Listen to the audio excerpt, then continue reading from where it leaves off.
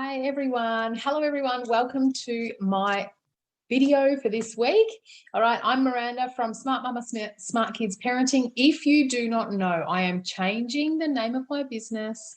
It is not going to be Smart Mama Smart Kids Parenting anymore. It's the same thing, same person, same stuff going on, but it's going to be called the Cherish Mum Space because that really entails what I'm actually all about here. Okay, because it's not just about parenting, it's about supporting mums as much as I can. So here we are at the Cherish Mum Space. That's the official first me telling you. Okay, so what are we going to talk about today? So what I want to talk about today in my little video here is working out kids' behavior. All right, so why is it kids' behavior, right? Everybody's behavior, just quietly. This goes for if you're a mum, if you're someone who wants life coaching, any of that stuff. Realizing what is at the root of a behavior is very important. All right, now that might sound really obvious to you, but why is it so important? All right, let me tell you about Band-Aids.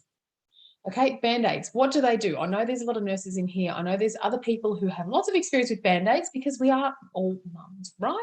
So, or all parents. Okay, so tell me about Band-Aids. They do not heal what is going on underneath. If you put a Band-Aid on top of a wound, a big wound, or even a small one, the Band-Aid's not doing much to help it, right? It's going to stop some blood coming out maybe. Okay, so that's literally all a Band-Aid is doing to help it. And if you're putting a Band-Aid on your child's leg or hand or finger or whatever it is, you're helping them feel better, right? That's basically the reason why kids want Band-Aids, because they want to feel better, they want to feel special, they want to have Elsa on their finger or a monster or whatever it is that you've got, or Spider-Man, whatever it is you've got on your Band-Aids, that's what they're wanting, right? It's a bit special. But the Band-Aid is not actually helping, really, in a medical sense. Okay, so when we go, you know what, let's give our kids all the toys they feel like they want. Let's give our kids this stuff. Let's try and put a Band-Aid on in these different areas. You're not necessarily dealing with what's actually going on for your child. Okay, so what's going on for your child could be something that they could be feeling upset about, something that happened at school that day or at kinder that day, wherever they go. They could be worried because something didn't work for them just before, or they've got, sensory stuff going on. Sometimes our younger kids, like our toddlers and even our older kids, not going to negate that from older kids, their younger kids especially can get really annoyed because they've got a prickle in their sock. Yeah? Hands up if your child gets annoyed because they've got a prickle in their sock, or because their pants are feeling a bit funny, or because, the hair on the back of their neck's annoying them, or because, someone over there is wearing a necklace and they want one actually. That can actually be the stuff that is at the root cause of what's going on for your child. Yeah? So if they're having a big moment and you're going, all right, let's just do this. Let's just have this. Let's just, be funny. Okay, sometimes that can distract a child. If it's something that's kind of momentary, that can distract a child. But sometimes they can feel really unheard. And if that is the thing that you do to try and get through emotional situations with your child, what happens one day when something happens to one of their friends, or the dog dies, or, something a little bit more permanent happens, or someone is sick? What actually are we going to do then? Yeah? So if you know where I'm going with this, I'm going with, you know what, we don't have to treat everything super seriously. That is not what I'm saying. A small distraction does help people. Redirection, of course, it helps when they're small kids and you can see that it's maybe not that big a serious thing. But sometimes we can skip over things too quickly. And then we've got a child who's going, Mum, you did not listen to me when I said that. There was something really serious. I did have a splinter in my foot and you didn't listen to me. You just said, oh, that's all right. No.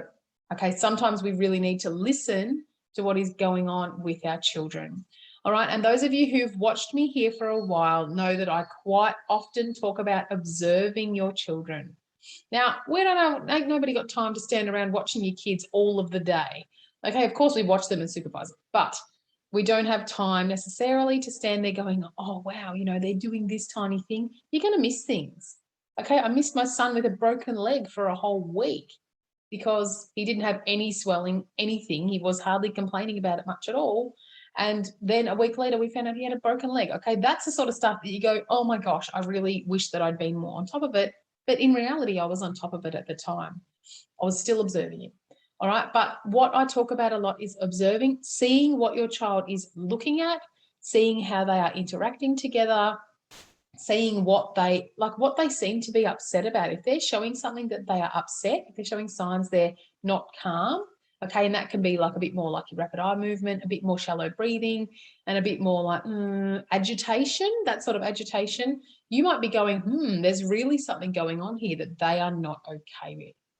All right, so one of the things, we're just about done, but one of the things that I've been learning about and experiencing more is my son struggles at the beach. All right, some of you might have seen, I put a photo up on Instagram of him. He had literally had my vest on him that went down to the ground, and he had earmuffs and he had a hood. So he struggles at the beach because of the noise, and he struggles because he's worried a tsunami wave is going to come and flood him. Thank you, Octonauts. So he loves Octonauts, but tsunami waves is something we could have done without knowing about. Anyway, so what do we do about it? Okay, this is something really serious. Like maybe as a kid, we might have been told, get over it and move on. Okay, maybe as before I had my own children, maybe before I became a parenting coach, it would have been like, seriously, come on, pull yourself together. We're going to the beach anyway, and I don't care what you do. Okay, but now I go, actually, that's not the best way for him. That is not the best way for him. That is not the way to keep the connection going with me. Okay, the best thing for me to do for him is to go, not just, no, we're not doing anything ever, is to go, you know what, we still are going to the beach because everyone else is going to the beach. We're going to take your earmuffs. We don't have to go onto the sand at the start. So I watched my daughters. It was super safe because I'm right near them. Anyone knows the beach at Ocean Grove, I was literally on the top and they were like, 2 meters down on the bottom. Okay, I could watch my other children and still support him in getting more comfortable. So, and what I did was actually keep pushing him just a little bit. After he got comfortable in one space, I went, you know what, we're going to walk on the beach and I'm just going to hold you. And then after that, I went, you know what, I'm going to pop you down because you're too heavy and you're going to be fine. We're far away from the ocean, far away from the waves. We're going to pick up that piece of cuttlefish over there because I know that you'd love to take that home. It's got barnacles all over it. Okay, so things like that, I helped him move from being terrified to actually going, all right. He wasn't screaming at that time. I wouldn't have done it if he was really upset. He was a bit upset, but he was sort of peaceful with staying away from the beach. Anyway, I pushed him a little bit as I could see that he was comfortable. And isn't that what we do? Isn't that what we need to do to change behavior? Isn't that what we need to be doing to help our children, keep them safe, help them feel safe, but still push them and go, you know what? I'm here for you. I'm here with you, but we're still going to do hard things together. All right, so there you go. That's some of the stuff that I really wanted to share today, but realizing what's at the root of their behavior is so important, because if I hadn't gone, oh, he's really scared of the beach, I could have just gone, he's having a tantrum. What's going on with him? I need to give him more food. I need to make him laugh. I need to whatever. Well, sometimes he needed more food, and sometimes you can get them through with laughing, but sometimes they're legitimately scared, or they're legitimately angry about something someone else has done or you've done, or they've not been able to do, and we need to be really aware of what's going on for our child. Okay, so there you go. Realizing what is at the root of your child's behavior or your own, mums. If you are struggling with those big reactionary moments, if you're struggling with feeling really unconfident, like you just don't know what to do with yourself, or you don't know how to get out of the rut you're in, you don't know what to do with your children, whatever it is, okay, this is stuff you can work on. Okay, that's what I do as a coach. We find stuff at the root of your behavior or your child's behavior. We talk about it until we work out what actually might be causing it. And then we work on it. We make a plan. We go, let's try this. All right, hopefully this will work. We'll make an educated guess and then go, all right, this should work. Let's try this for a couple of weeks. Come back and see me. We'll reassess it. We'll talk about what works, what didn't work, what we can try differently. And then let's proceed with the next part of the plan. All right, that's what we do. That's how we change behavior, whether it be with parents, whether it be with non-parents, whether it be with children. That's how you change behavior gently, carefully, and specifically. All right, so there you go. Realize what's at the root cause of your child's behavior. Today, I challenge you to make sure that you are really understanding what's going on for them. If you've got a super busy day, I hope that you've had a chance to listen to this. If you haven't, that is completely fine. And if you have got a busy day, have a coffee, have a break. Okay, sit down, write in a journal. Hello, I've got journals over here, but write in a journal and have an amazing day. All right, Miranda here, Smart Mama, Smart Kids Parenting, changing to the Cherish Mum space. Okay, so if you go to either of those.com, you'll find me.